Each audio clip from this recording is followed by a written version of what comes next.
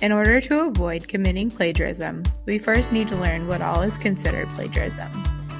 This section will cover 6 of the most common plagiarism offenses. Offense number 1. When writing your paper, you copy and paste a large piece of text from another source without citing it. By doing this, you are claiming that those words and ideas are yours. This constitutes as plagiarism. Offense number 2. In this scenario, you copy and pasted a piece of text, but changed a few words. While it is now technically different, you wouldn't consider a dog wearing a hat to be a different dog, right? The same applies here. Changing a few words here and there doesn't mean that you paraphrase the information. You are still borrowing the presentation and most of the words of the idea, which counts as plagiarism. Offense number 3. You cited some of the material you borrowed, but not all of it. If you were in the checkout line at the grocery store, would it be acceptable to pay for some of the groceries, but not all of them? Of course not. That would be stealing. The same concept applies here. In order to be in the green, you must cite all of your sources. Every piece of information or idea that isn't yours should be tied to a citation. Offense number 4. When you're writing your paper, you note some of the information incorrectly, such as the author's name, publication date, or journal name.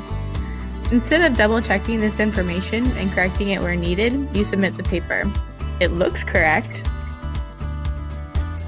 While the look of your paper is important, it is critical to get the information correct as well. If someone wanted to check out your source, they wouldn't be able to due to the incorrect information you provided. Offense number 5. While reading the instructions for your assignment, you realize your paper from EN 101 a few times ago could work for this assignment. However, since the goal of each paper is to generate new ideas and understandings, recycling your old papers or even passages from an old paper fails to reach this goal. Offense number 6. You cited everything perfectly.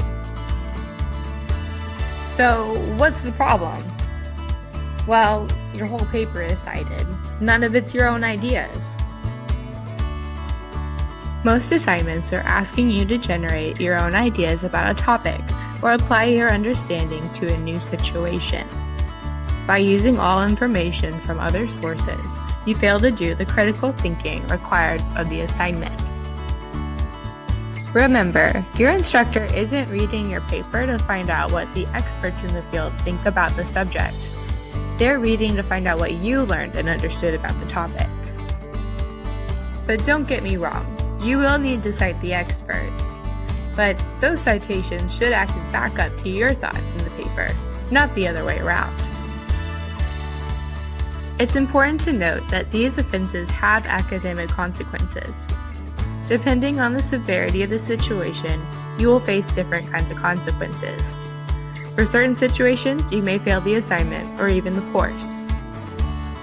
For more serious offenses, you may face suspension or even expulsion. If these offenses are discovered after you finished your degree, the university could revoke your degree. Now, how do we avoid all this? The answer is APA style.